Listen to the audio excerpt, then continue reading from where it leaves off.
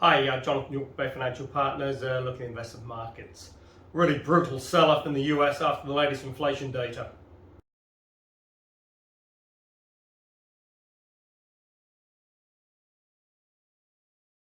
Now that came in at 8.3 year on year. Now that's down slightly from the 9.1, but that's still higher than was anticipated. Certainly with some of the deflationary pressures coming through from oil, people were looking for a lot sort of weaker number, maybe below that sort of 8%.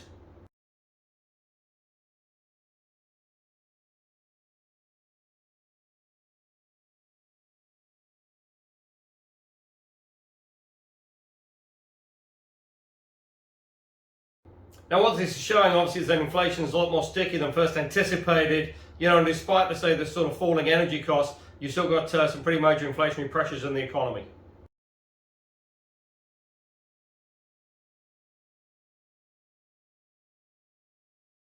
So what that does do now is pretty much nail in a further 75 basis point hike from the Fed next week.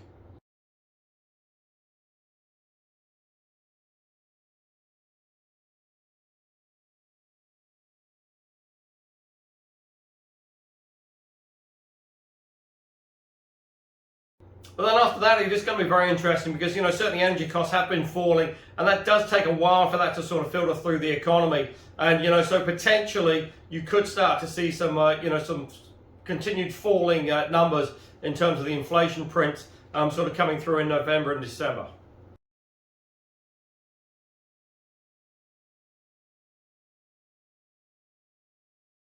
Now, certainly, sort of food costs are still being blamed quite a bit on the, sort of Russian-Ukraine war, and that's certainly having some impact. Although, that is starting to ease just a little bit in terms of supply coming through out of Ukraine, as we're starting to see more ships coming out of there now with the sort of embargo being lifted.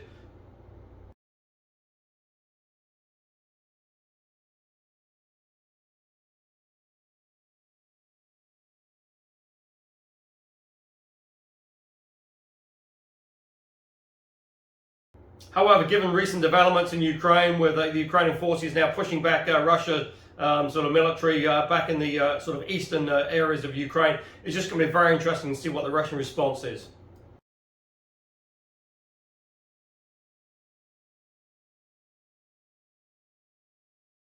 Because certainly from a Russian perspective, this war was expected to last sort of 2 to 3 days. We're now over 200 days into the conflict, and little signs of it sort of ending.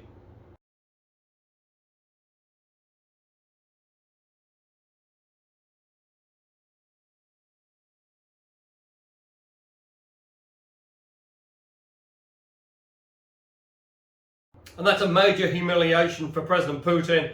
The might of the Russian war machine is really being held up by little old Ukraine, and that's really embarrassing on all fronts.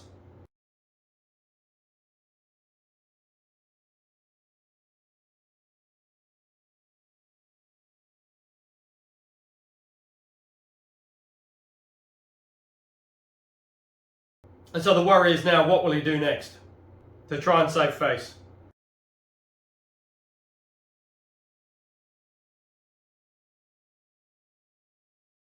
Quite interesting as well, the 10 years sort of spun up now, 342 trading. That's one of the highest levels seen for quite some time.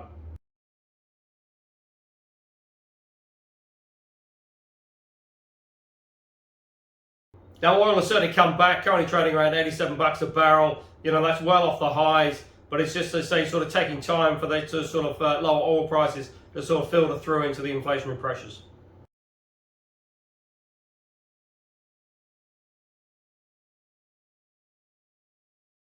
Now, in the UK, obviously, Liz Truss has taken over as the new Prime Minister, but really events have been overshadowed by the death of Her Majesty Queen Elizabeth II.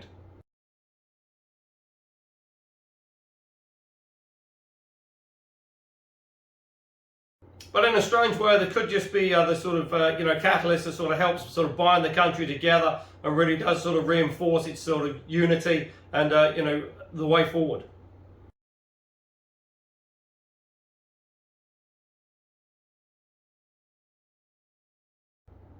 Because certainly there is quite a bit of unity out there in the UK at the moment, and so it'd just be interesting to see whether Liz Truss can sort of harness that and sort of use that to move forward. Because certainly the UK faces some pretty trying times.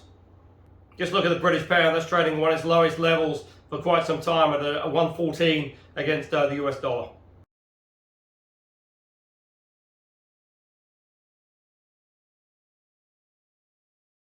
Now in the EU, a surprise move by the European Central Bank that hiked rates by 75 basis points.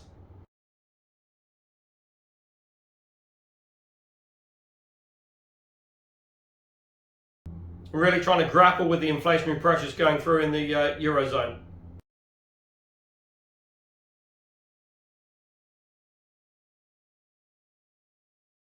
But obviously the big issue is still gas and how they're going to meet these sort of demand issues with a limited supply obviously coming out of Russia and the fact they're trying to wean themselves off of Russian gas into the winter months.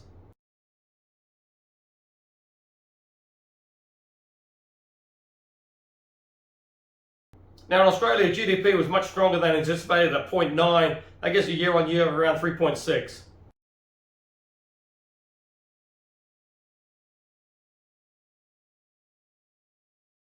So certainly the Australian economy is still pushing on at a pretty reasonable rate, despite the rate increases.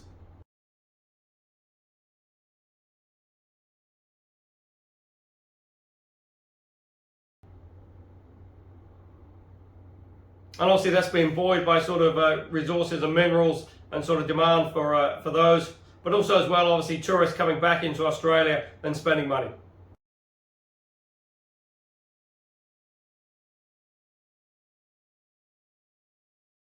Now contrast that with New Zealand, we get the GDP figures out later this month. They're expected to show a year-on-year of around 1%.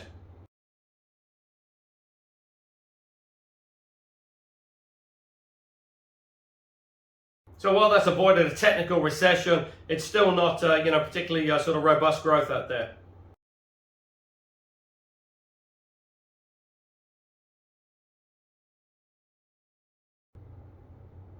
And so while the borders are open, it sort of had a bit of a sort of negative effect really because more Kiwis are leaving than tourists are coming into New Zealand.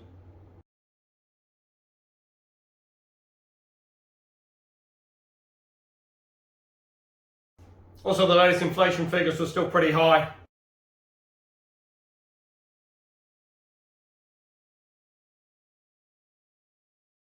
(8.3) year on year.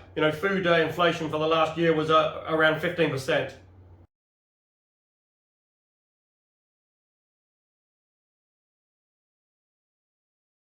And some of that is just out of people's control, the bad weather, etc. There's not really much you can do about that.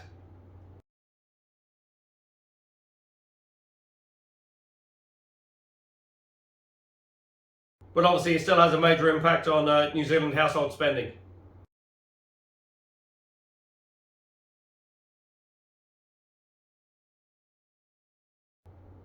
So again, with a figure like that, you'd expect the Reserve Bank to increase rates by another 50 basis points at their next meeting.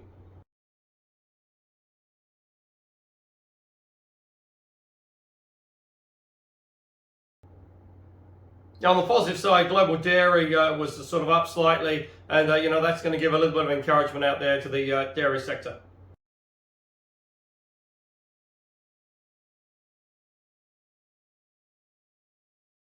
But on the negative side, house prices still continue to fall, and in certain areas in Wellington, house prices are down nearly 20% from their recent highs.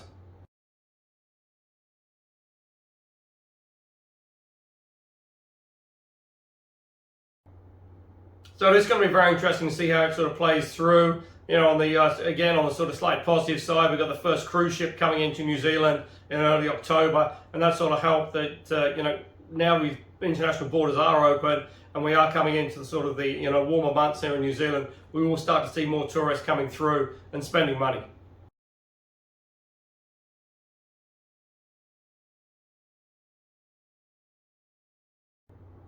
Although we've still got some labour issues and shortages out there, and this is going to be interesting to see how that sort of plays through, because it's all very well having the tourists coming through to New Zealand, but if you haven't got people to sort of service them and look after them, it's really a little bit of a double-edged sword.